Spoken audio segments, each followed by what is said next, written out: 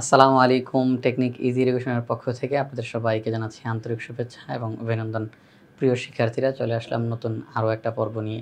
আজকের পর্বে চট্টগ্রাম বোর্ড ২০২৩ সালে আসা এই সৃজনশীল প্রশ্নটা আমরা আলোচনা করব ইজি হায়ার ম্যাথ বই থেকে।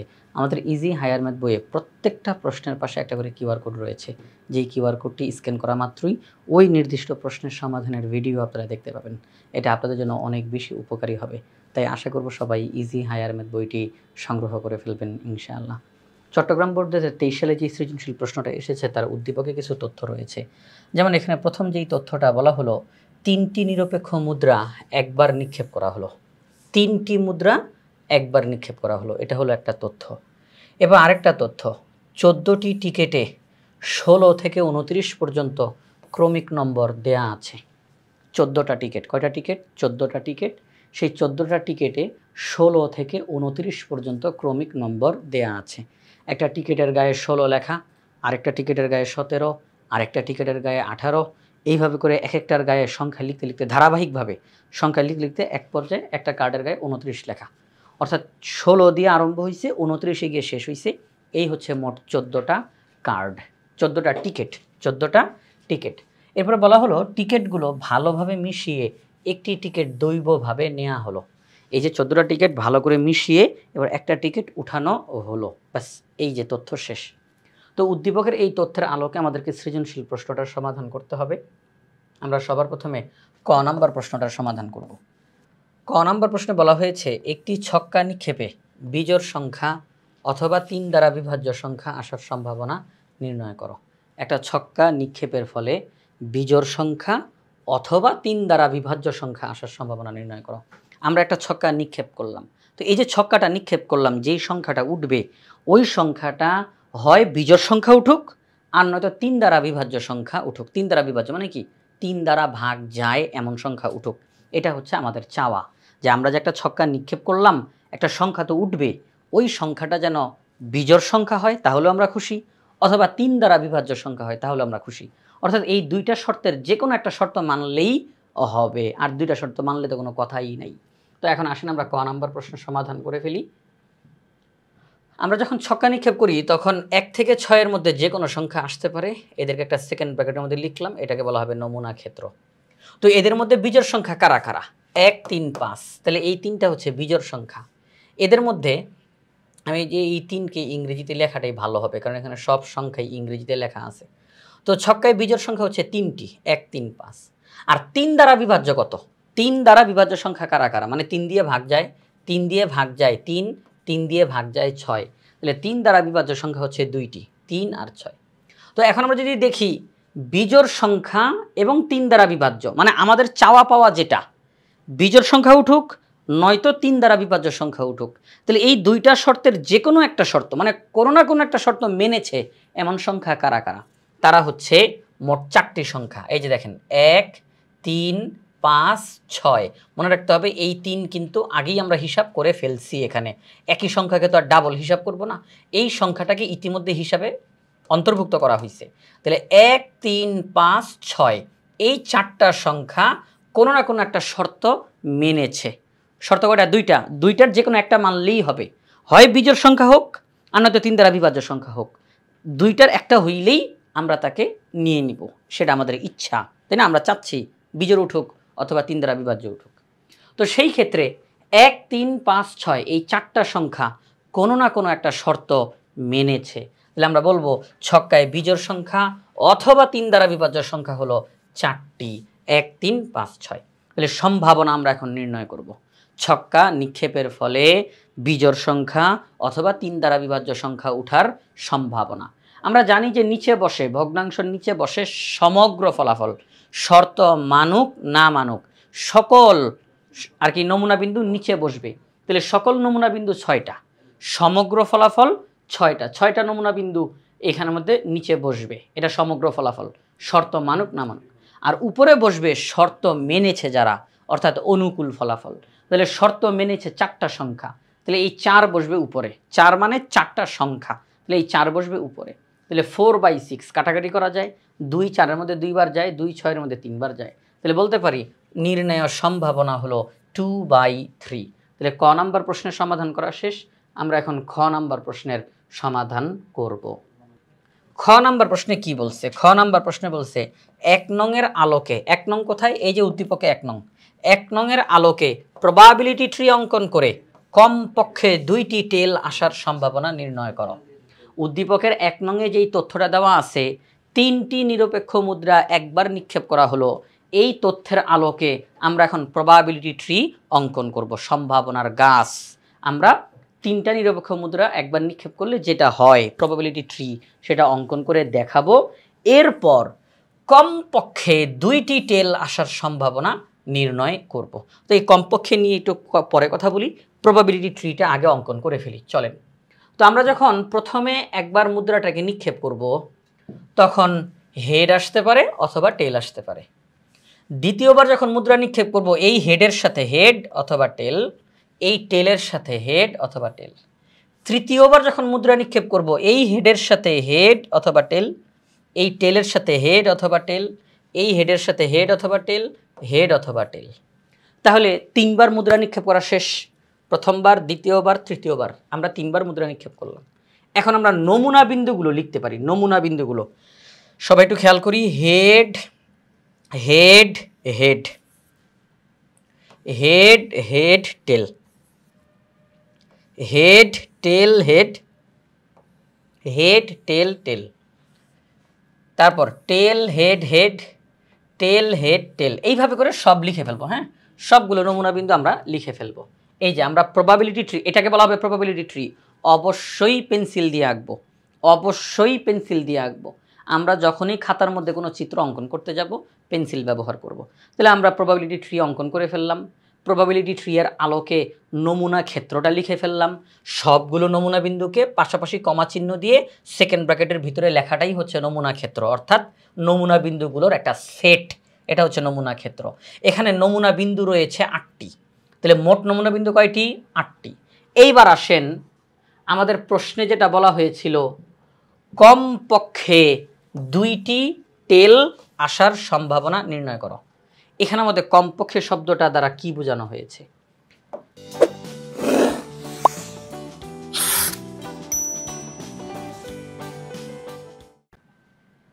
সেটি হচ্ছে, প্রশ্নে যদি কমপক্ষে শব্দটা থাকে, তাহলে আমরা সেখান থেকে আরম্ভ করে উপরের দিকে উঠতে পারবো, মানে বাড়াইতে পারবো।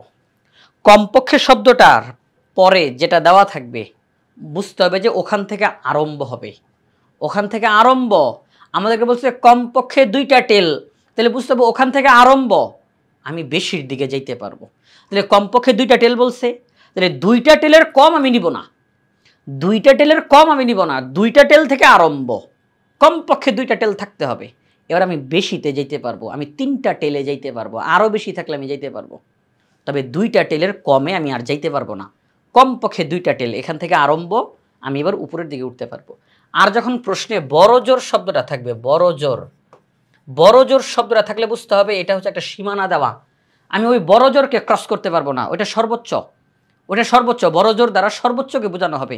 যদি বলা হয় এই যে 2টা টেল বলছে না, এই কথাটা যদি বড় জোর দিয়ে বলতো, বড় জোর 2টা টেল আসার সম্ভাবনা বের করো, তাহলে বড় জোর বলা মানে আমাকে সীমানা দিয়ে দেওয়া যে এইটা আর ক্রস করা যাবে না।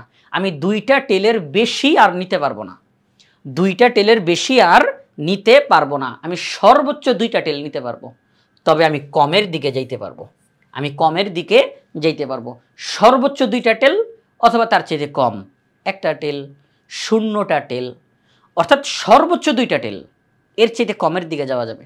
আর যখন কমপক্ষে শব্দটা থাকবে, এখান থেকে আরম্ভ করে উপরের দিকে অর্থাৎ বেশির দিকে যাওয়া যাবে। তাহলে আমরা এখন আমাদের অঙ্কের মধ্যে চলে আসি। এখানে বললো কমপক্ষে 2টা টেল, কমপক্ষে 2টা টেল যেহেতু বলছে, দেখেন আমরা তো নমুনা বিন্দুগুলো ইতিমধ্যে লিখে ফেলছি। এই যে এখানে এই যে নমুনা বিন্দুগুলো লিখে ফেলছি না, 8টা নমুনা বিন্দু। চলেন এখন দেখি, হয় 2টা টেল আর নয়তো তার চেয়ে বেশি। এখানে কোনো টেল নাই, হবে না, এখানে 1টা টেল হবে না, 1টা টেল হবে না, এই যে 2টা টেল পেয়ে গেছি, 2টা টেল দেখা যাচ্ছে, তাহলে এটাকে হিসাবে নিতে পারবো। এখানে 2টা টেল দেখা যাচ্ছে, এখানে 2টা টেল, এখানে 3টা টেল, তাকেও হিসাবে নেওয়া যাবে। হয় 2টা টেল নয়তো তার চেয়ে বেশি, ঠিক আছে। তো আমরা দেখলাম যে এই 4টা নমুনা বিন্দুর শর্তটা মেনেছে, এই 4টা নমুনা বিন্দু শর্ত মেনেছে, তাহলে বলবো কমপক্ষে 2টি টেল পাওয়ার অনুকূল নমুনা ক্ষেত্র। অনুকূল মানে শর্ত মেনেছে যারা, শর্ত মেনেছে যারা, তাহলে অনুকূল। তাহলে অনুকূল নমুনা বিন্দু 4টা পেলাম, তাহলে অনুকূল নমুনা বিন্দু 4টি। তাহলে আমরা লিখব কমপক্ষে 2টি টেল পাওয়ার সম্ভাবনা, নিচে বসবে সমগ্র ফলাফল আর উপরে বসবে অনুকূল ফলাফল। তাহলে সমগ্র ফলাফল 8টি আর অনুকূল ফলাফল 4টি, তাহলে 4/8 কাটাকাটি করলে হাফ। আমরা বলতে পারি যে 3টি মুদ্রা যখন নিক্ষেপ করা হলো এর ফলে কমপক্ষে 2টা টেল পাওয়ার সম্ভাবনা হলো হাফ, অর্থাৎ 1/2। তাহলে আমাদের খ নাম্বার প্রশ্নটা আমরা সমাধান করে ফেললাম। এখন আমরা যাব গ নাম্বার প্রশ্নে। গ নাম্বার প্রশ্নে কি বলছে?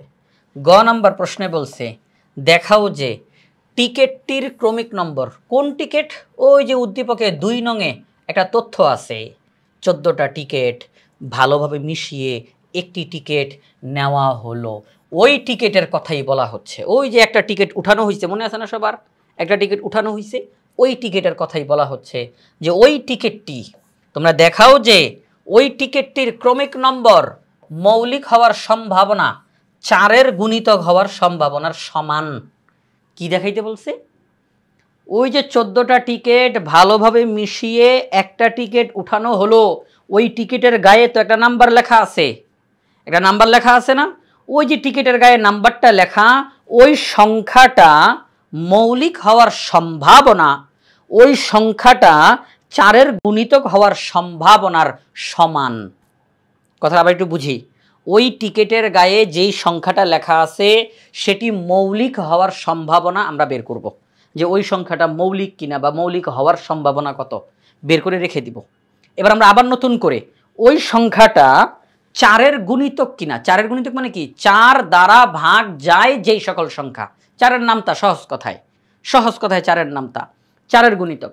আমরা দেখব টিকিটের গায়ের ওই নাম্বারটা 4-এর গুণিতক হওয়ার সম্ভাবনা কত বের করব। কিছুক্ষণ আগে বের করছিলাম মৌলিক হওয়ার সম্ভাবনা, আর এখন বের করলাম 4-এর গুণিতক হওয়ার সম্ভাবনা। আমরা দেখব এই দুইটা সম্ভাবনা সমান সমান কিনা, এবং তারা বলছে এটা দেখাইতে হবে আমাদেরকে। আর যখন প্রশ্নে কোনো কিছু দেখাইতে বলে, প্রমাণ করতে বলে, তখন সেটা সত্য হয়। তাইলে আমরা বুঝে গেছি যে টিকিটের ক্রমিক নম্বর মৌলিক হওয়ার সম্ভাবনা আর 4-এর গুণিতক হওয়ার সম্ভাবনা সমান হবে। ঠিক আছে, এখন শুধু আমাদেরকে দেখানোর পালা অঙ্কটা করে। তো চলেন আমরা এখন গ নাম্বার প্রশ্নের সমাধানে চলে যাই। সহজ একটা অঙ্ক, সেটি হচ্ছে 16 থেকে 29 পর্যন্ত মোট সংখ্যা 14টি। তাহলে সেখানে 14টা কার্ড আছে, মানে 14টা টিকিট আছে, মোট নমুনা বিন্দু 14। এই সংখ্যাগুলোর মধ্যে থেকে আমরা এখন খুঁজে বের করব মৌলিক সংখ্যা কারা কারা। এই সংখ্যাগুলোর মধ্যে আমরা এখন খুঁজে বের করব 4-এর গুণিতক কারা কারা। তাহলে সংখ্যাগুলোর মধ্যে মৌলিক সংখ্যা 16 থেকে 29-এর ভিতরে, সব মৌলিক সংখ্যা নিয়ে এসে পড়েন না, 16 থেকে 29-এর ভিতরের মৌলিক সংখ্যাকে আমরা নিব। তো 16 থেকে 29-এর ভিতরে প্রথম মৌলিক সংখ্যাটা 17, তারপরে 19, তারপরে 23, তারপরে 29। তাহলে 16 থেকে 29-এর ভিতরে মৌলিক সংখ্যা 4টা। এবার আসুন 4-এর গুণিতক বের করি, মানে 4-এর নামতা, 4 দ্বারা ভাগ করা যায় এমন সংখ্যা। সেটা হচ্ছে 4 4 16, 4 5 20, 4 6 24, 4 7 28। আমি কিন্তু আর যাব না, কারণ 29 পার হওয়া যাবে না। তাইলে 4-এর গুণিতকও 4টা সংখ্যা। তাহলে এখন আমরা দুইটারই সম্ভাবনা বের করব, মৌলিক হওয়ারও সম্ভাবনা বের করব, 4-এর গুণিতক হওয়ারও সম্ভাবনা বের করব। আচ্ছা, ওই 14টা টিকিটের মধ্যে যেই টিকিটটা উঠানো হলো তার গায়ের ক্রমিক নম্বরটি মৌলিক হওয়ার সম্ভাবনা কত হবে? নিচে বসবে সমগ্র ফলাফল। মোট টিকিট আছে 14টা, তাহলে নিচে বসবে 14। শর্ত মানুক না মানুক সব নিচে বসবে 14, আর উপরে বসবে অনুকূল ফলাফল, শর্ত মেনেছে যারা। তাহলে মৌলিক সংখ্যা কয়টা পাইছি আমরা? 4টা পাইছি, তাহলে উপরে 4 বসবে, এটা অনুকূল ফলাফল। তাহলে 4/14 কাটাকাটি করা যায়, 2 দুগুণে 4, 7 দুগুণে 14। তাহলে মৌলিক হওয়ার সম্ভাবনা হলো 2/7। এবার 4-এর গুণিতক হওয়ার সম্ভাবনা আমরা বের করব। নিচে বসবে সমগ্র ফলাফল 14, আর উপরে বসবে অনুকূল ফলাফল। আমরা দেখলাম 4-এর গুণিতক 4টা সংখ্যা, তাহলে 4/14 কাটাকাটি করলে 2/7। তাহলে আমরা কি দেখতে পাইলাম? ওই 14টা টিকিটের মধ্যে যেই টিকিটটা উঠানো হলো তার ক্রমিক নম্বর মৌলিক হওয়ার সম্ভাবনা যত, 4-এর গুণিতক সংখ্যা পাওয়ার সম্ভাবনাও তত, তাহলে সমান সমান। আমরা জাস্ট এই কথাটাই এখানে আমাদের লিখে দিব, এই যে এই কথাটাই এখানে লিখে দেব, আর আর অন্য কোনো কিছু না।